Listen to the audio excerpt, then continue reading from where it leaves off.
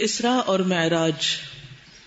اسراء سے مراد راتوں رات نبی صلی اللہ علیہ وسلم کا مکہ سے بیت المقدس تشریف لے جانا، اور معراج سے مراد عالم بالا میں تشریف لے جانا. تو رات کا سفر جو ہے یا رات میں سفر جو ہے وہ اسراء کہلاتا ہے. یہ واقعہ جسم اور روح سمیت پیش آیا تھا. اسراء کا ذکر قرآن مجید میں اللہ کے اس ارشاد میں آتا ہے: پاک ہے وہ ذات جس نے اپنے بندے کو راتوں رات مسجد حرام سے مسجد اقصی تک کی سیر کرائی. 2 مسجدیں ابراہیم علیہ السلام کے 2 بیٹوں نے تعمیر کی. یہی وجہ ہے کہ ہم سب فلسطین سے محبت رکھتے ہیں کہ وہاں پر مسجد اقصی ہے. جیسے ہمیں مسجد الحرام بیت اللہ شریف محبوب ہے، اسی طرح وہ جگہ بھی محبوب ہے جس کے گرد ہم نے برکت دے رکھی ہے. مسجد حرام کے ارد گرد بھی برکت ہے. معراج کے بارے میں کہا جاتا ہے کہ وہ سورہ نجم کی 7ویں آیت سے لے کر 18ویں آیت تک میں مذکور ہے. اسراء اور معراج کے وقت میں بھی اختلاف ہے کہ یہ واقعہ کب پیش آیا تھا. ایک قول ہے کہ جس سال آپ کی بعثت ہوئی اسی سال یہ واقعہ پیش آیا، یعنی جب آپ کو پہلی وحی ملی تھی اس سال. ایک قول یہ ہے کہ سن 5 نبوت میں، ایک قول یہ ہے کہ 27 رجب سن 10 نبوت میں، ایک قول یہ ہے کہ 17 رمضان سن 12 نبوت میں، ایک قول یہ ہے کہ محرم میں، اور ایک قول یہ ہے 17 ربیع الاول سن 13 نبوت میں. بہرحال یہ مختلف روایات ہیں کیونکہ اس زمانے بھی کوئی ایسا پراپر کیلنڈر نہیں تھا اور لوگوں کو اس سے اتنی دلچسپی نہیں ہوتی تھی کہ کون سی چیز کب ہوئی، ان کو اصل مقصد سے غرض ہوتی. بہرحال اس کی تفصیل کے متعلق صحیح روایات کا خلاصہ یہ ہے. انس بن مالک روایت کرتے ہیں کہ ابو ذر رضی اللہ عنہ بیان کرتے ہیں کہ رسول اللہ صلی اللہ علیہ وسلم نے فرمایا: میرے گھر کی چھت کھول دی گئی، اس وقت میں مکہ میں تھا. پھر جبریل اترے، انہوں نے میرے سینے کو چاک کیا، پھر اسے زمزم کے پانی سے دھویا، پھر ایک تش سونے کا حکمت اور ایمان سے بھرا ہوا لائے اور اسے میرے سینے میں ڈال دیا، پھر سینے کو بند کر دیا. اس کے بعد میرا ہاتھ پکڑ لیا اور مجھے آسمان کی طرف لے کر چلے. یعنی مسجد اقصی کی طرف بھی جو گئے، یوں لگتا ہے کہ وہ زمین کے اوپر سے نہیں بلکہ بائی ایئر. ایئر سے مراد جہاز نہیں ہوتا، بائی ایئر یعنی آسمان کی طرف لے گئے، اوپر کی طرف سے گئے. بہرحال تو اس سے کیا پتہ چلتا ہے کہ اس سفر کے شروع میں دوبارہ آپ کے سینے کو دھو کر اس میں علم اور حکمت بھرا گیا تھا. حضرت جبریل علیہ السلام براق لے کر تشریف لائے. یہ گدھے سے بڑا اور خچر سے چھوٹا ایک جانور ہے جو اپنا کھر اپنی نگاہ کے آخری مقام پر رکھتا ہے، یعنی ایک پاؤں یہاں تو دوسرا وہ جہاں اس کی نگاہ پہنچ رہی ہے. اتنی تیز سواری تھی. اس وقت نبی صلی اللہ علیہ وسلم مسجد حرام میں تھے. آپ اس جانور پر سوار ہو کر حضرت جبریل علیہ السلام کی معیت میں بیت المقدس تشریف لائے، اور وہاں جس حلقے میں انبیاء اپنی سواریاں باندھتے تھے اسی میں براق کو باندھ دیا، اور پھر مسجد اقصی میں داخل ہوئے. ایک اور حدیث سے پتہ چلتا ہے، حضرت انس کہتے ہیں کہ معراج کی رات نبی صلی اللہ علیہ وسلم کے لیے براق لایا گیا جس کو لگام ڈالی ہوئی تھی اور زین کسی ہوئی تھی، یعنی بیٹھنے کی جگہ پراپر تھی. اس نے شوخی کی، یعنی جیسے ہوتا ہے نا جانور جس پہ چڑھنا ہوتا ہے تھوڑا سا اچھلتا کودتا ہے. تو جبریل علیہ السلام نے فرمایا: کیا تو محمد صلی اللہ علیہ وسلم کے ساتھ ایسی شوخی کر رہا ہے؟ آج تک تجھ پر اللہ کے نزدیک ان سے زیادہ معزز کوئی سوار نہیں ہوا. راوی کہتے ہیں کہ پھر اسے پسینہ آ گیا، یعنی وہ ایک طرح سے شرمندہ ہو گیا کہ میں نے کیا کیا ہے. بہرحال حضرت جبریل آپ کو لے کر بیت المقدس پہنچتے ہیں. ایک روایت میں آتا ہے کہ آپ نے فرمایا: جب ہم بیت المقدس پہنچے تو جبریل علیہ السلام نے اپنی انگلی سے اشارہ کر کے ایک پتھر میں سوراخ کیا اور براق کو اس سے باندھا. تو یہ کہتے ہیں کہ وہاں ایک حلقے میں انبیاء اپنی سواریاں باندھتے تھے، اسی میں براق کو باندھ دیا گیا. پھر مسجد اقصی میں داخل ہوئے، 2 رکعت نماز پڑھی. یہ ہر مسجد کا حق ہے. کبھی سیر کے لیے جائیں تو وضو کر کے جائیں مسجد، اور پہلے نماز پڑھیں پھر کچھ اور وہاں دیکھیں. اور اس میں انبیاء کی امامت فرمائی. پھر حضرت جبریل علیہ السلام آپ کے پاس 3 برتن لائے، ایک شراب کا، دوسرا دودھ کا، تیسرا شہد کا. آپ نے دودھ پسند فرمایا. حضرت جبریل علیہ السلام نے کہا: آپ نے فطرت پائی، آپ کو بھی ہدایت نصیب ہوئی اور آپ کی امت کو بھی. اگر آپ نے شراب پسند فرمائی ہوتی تو آپ کی امت گمراہ ہو جاتی. اس کے بعد آپ صلی اللہ علیہ وسلم کو بیت المقدس سے آسمان دنیا تک لے جایا گیا، پہلے آسمان تک. حضرت جبریل علیہ السلام نے دروازہ کھلوایا، اور اس کی تفصیلات یہاں نہیں کیونکہ یہ خلاصہ بیان کیا گیا ہے. اور آتا ہے کہ جب آپ نے نوک کیا تو پوچھا کہ کون، تو انہوں نے کہا جبریل. کہا ساتھ کون ہے؟ کہا محمد ہے صلی اللہ علیہ وسلم. پھر انہوں نے پوچھا خود آئے ہیں یا بلائے گئے ہیں؟ تو انہوں نے کہا کہ بلائے گئے ہیں. پھر دروازہ کھولا گیا. آپ نے وہاں انسانوں کے باپ حضرت آدم علیہ السلام کو دیکھا اور انہیں سلام کیا. انہوں نے آپ کے سلام کا جواب دیا، مرحبا کہا اور آپ کی نبوت کا اقرار کیا. ان کے دائیں ایک گروہ تھا، جب انہیں دیکھتے تو مسکراتے، حضرت آدم، اور یہ سعادت مندوں کی روحیں تھی. اور ان کے بائیں ایک گروہ تھا، جب انہیں دیکھتے تو روتے، یہ بدبختوں کی روحیں تھی. یعنی ایک باپ اپنی نیک اولاد کو دیکھ کر خوش ہوتا ہے اور بدبخت کو دیکھنے پر دکھی ہوتا ہے. پھر آپ کو دوسرے آسمان پر لے جایا گیا. حضرت جبریل علیہ السلام نے دروازہ کھلوایا، آپ کے لیے دروازہ کھولا گیا. آپ نے اس میں 2 خالہ زاد بھائیوں حضرت یحییٰ بن زکریا اور عیسیٰ ابن مریم کو دیکھا اور انہیں سلام کیا. دونوں نے جواب دیا، مرحبا کہا اور نبوت کا اقرار کیا. پھر تیسرے آسمان پہ لے جایا گیا.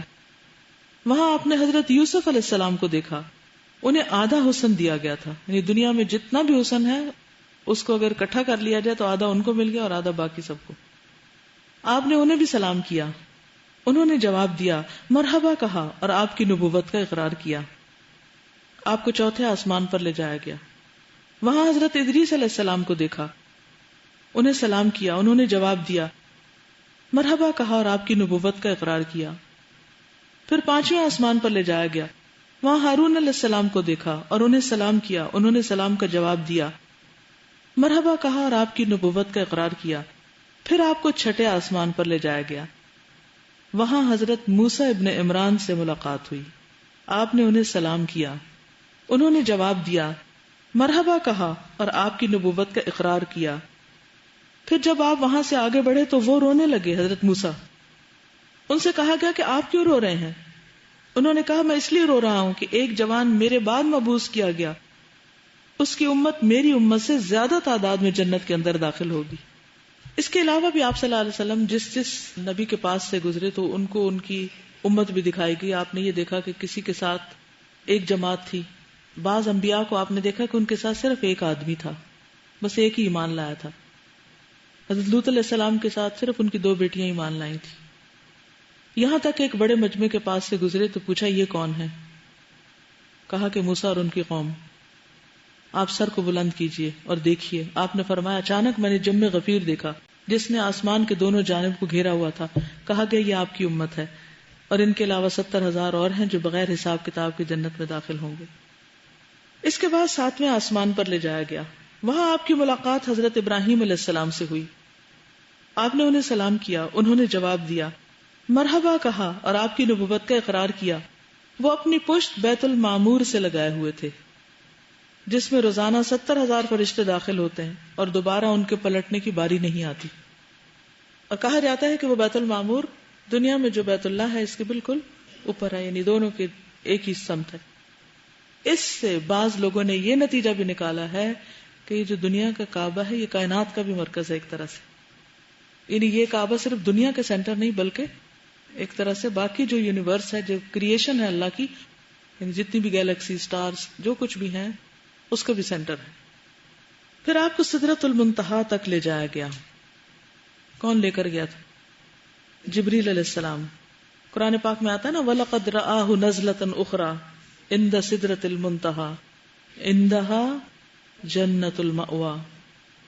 تو نبی صلی اللہ علیہ وسلم نے جبریل علیہ السلام کو وہاں ان کی اصل حالت پر دیکھا تھا. ان کے 600 پر تھے جن سے موتی اور یاقوت جھڑ رہے تھے. تھوڑے سے جبریل کی ڈسکرپشن بتانا اس لیے ضروری ہے کہ آپ کے دل میں ان کی ایک محبت بھی پیدا ہو، کیونکہ وہ اہل ایمان سے محبت کرتے ہیں. تو جو آپ سے محبت کرے آپ کو کیا چاہیے؟ اس سے محبت کرے.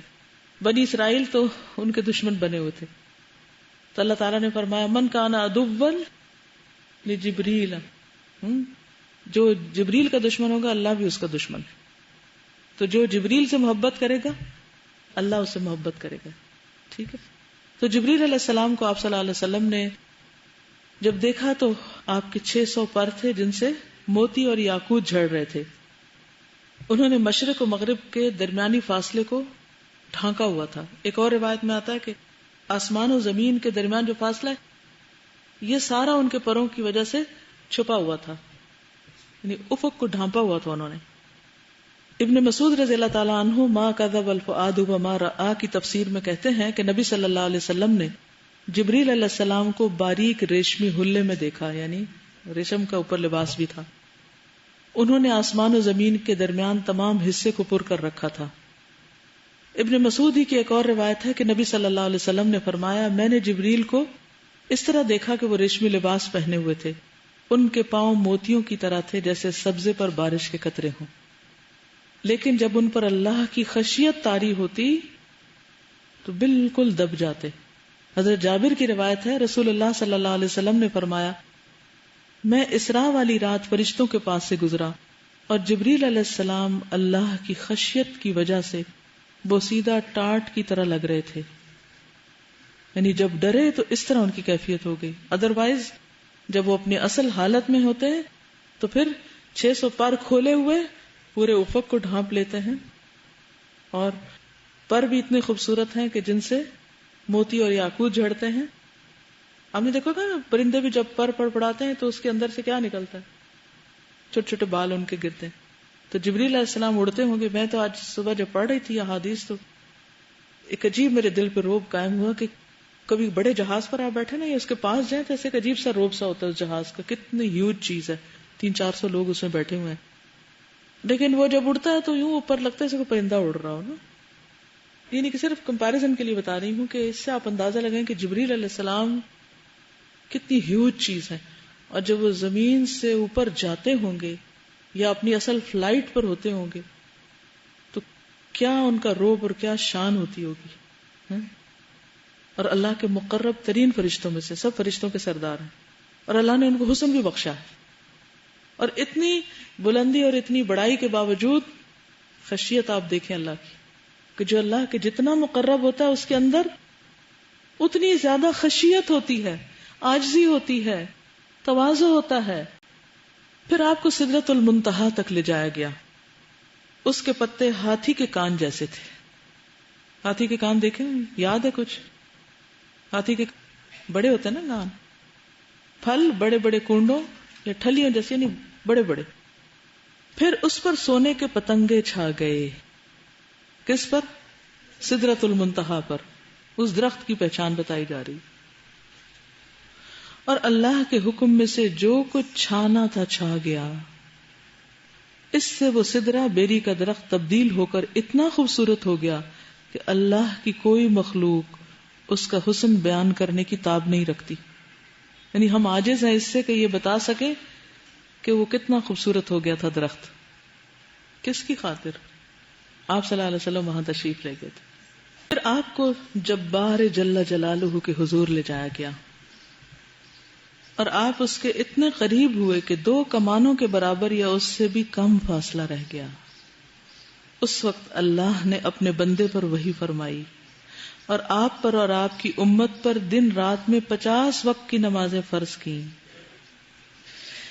پھر آپ موسیٰ علیہ السلام کے قریب سے گزرے تو انہوں نے پوچھا آپ کے رب نے آپ کو کس بات کا حکم دیا ہے؟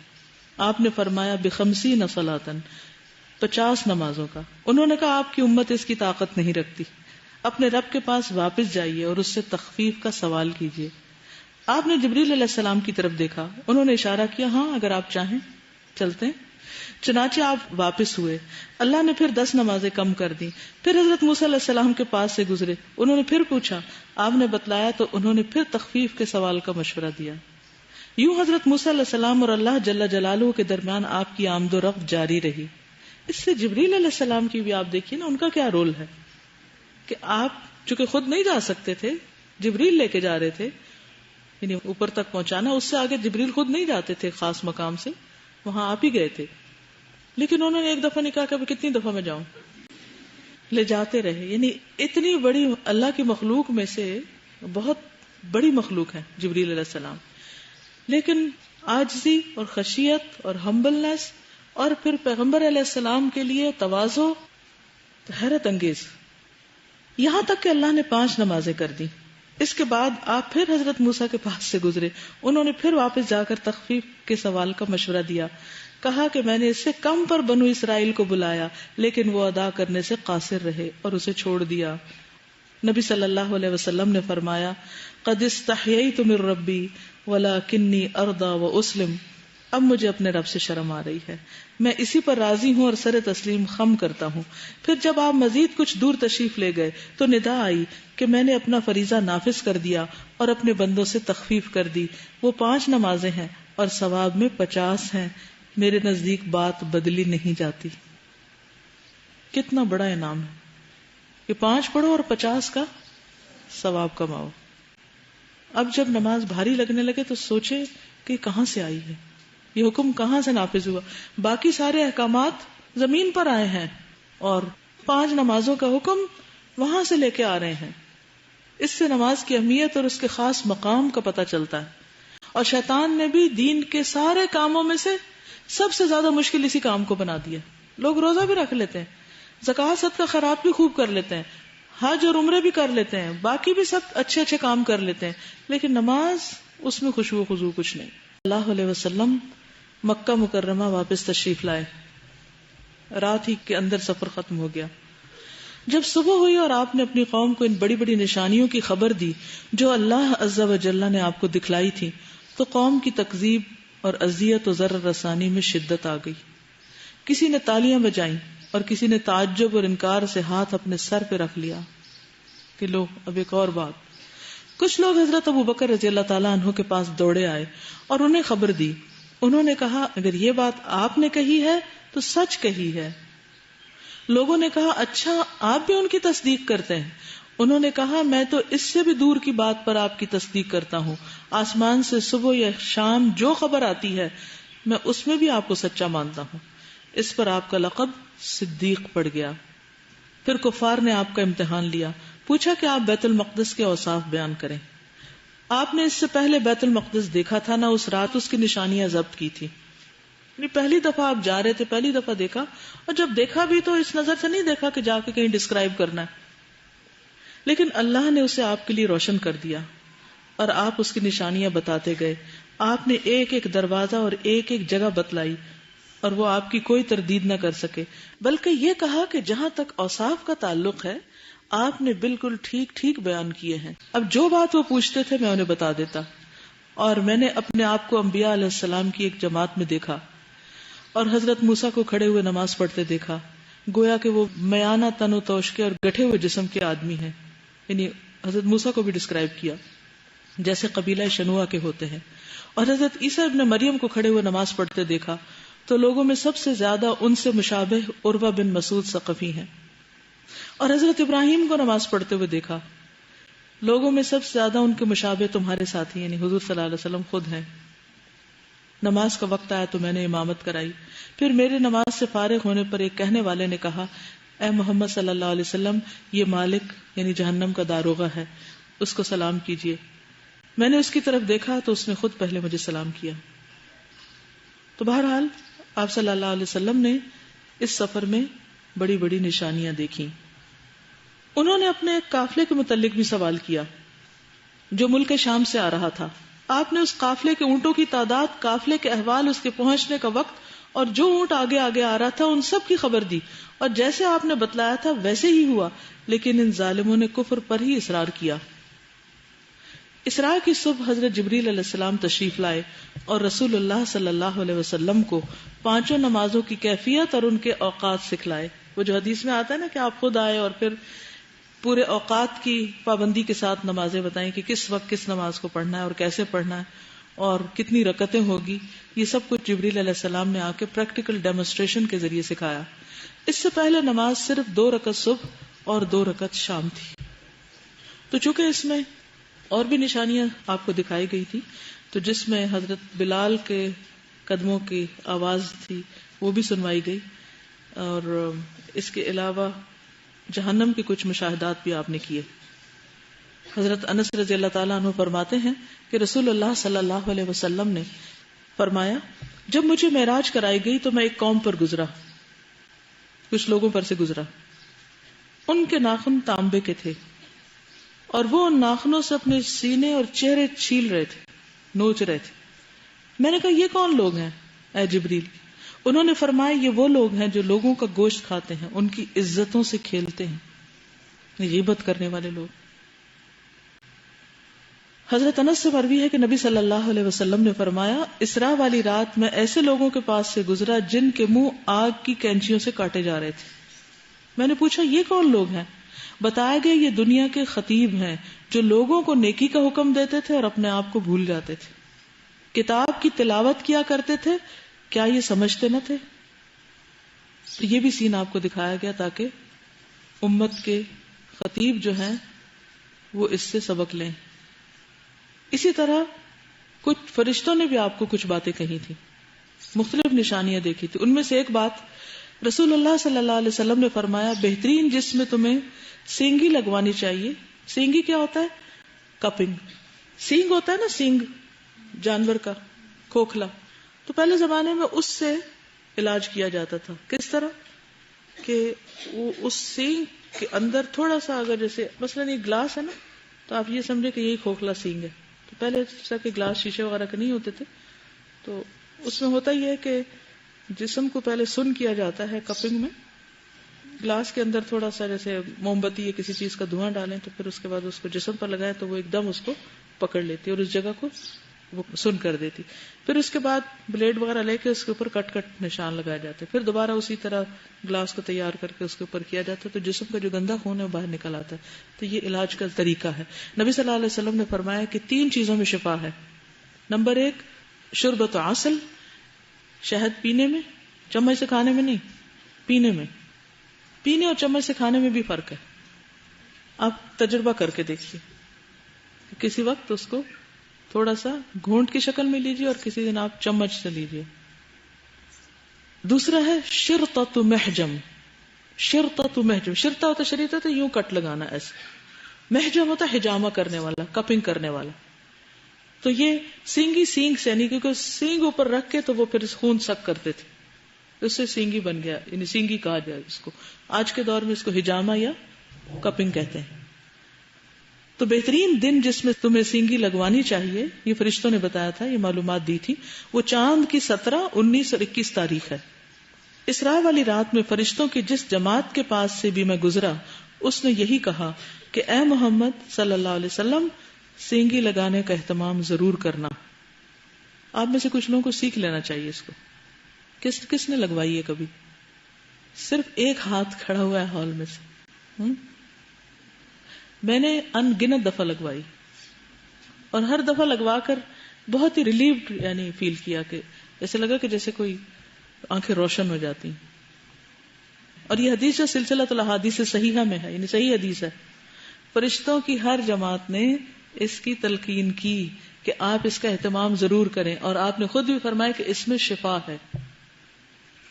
حضرت انس بن مالک رضی اللہ تعالیٰ عنہ فرماتے ہیں کہ اسراء کی رات فرشتوں کی جس جماعت کے پاس سے میں گزرا, اس نے مجھے یہی کہا کہ اپنی امت کو پچھلے لگانے کا حکم ضرور دیجیے. یعنی آپ کو خود بھی لگانے کے لیے کہا اور امت کو بھی کرنے کے لیے کہا, تو سنت سمجھ کے کم از کم ایک دفعہ کر لیجیے. اور آخری چیز حضرت عبداللہ بن مسعود سے روایت ہے, رسول اللہ صلی اللہ علیہ وسلم نے فرمایا جس رات مجھے معراج کرائی گئی میری ملاقات حضرت ابراہیم علیہ السلام سے ہوئی. انہوں نے کہا اے محمد صلی اللہ علیہ وسلم اپنی امت کو میری طرف سے سلام پیش کرنا, اور انہیں بتانا کہ جنت کی مٹی پاکیزہ اور عمدہ ہے. مٹی پاکیزہ اور عمدہ ہے, اس کا پانی میٹھا ہے, اور وہ ایک چٹیل میدان ہے. اور سبحان اللہ والحمد للہ ولا الہ الا اللہ واللہ اکبر کہنا, وہاں درخت لگانا ہے. جتنے چاہیں لگائیں, پھر اپنے لیے شجر کاری کریں اپنے اس گھر کی جہاں ہمیشہ رہنا ہے. تو بہرحال کیا کچھ لائے آپ معراج سے؟ 5 نمازیں لائے, بچنے کا حکم لائے, اور تسبیح ذکر کا تحفہ لائے. سورہ بقرہ کی آخری 2 آیات کے بارے میں بھی آتا ہے. چلیے اب آپ کچھ کہنا چاہیں تو کہیے.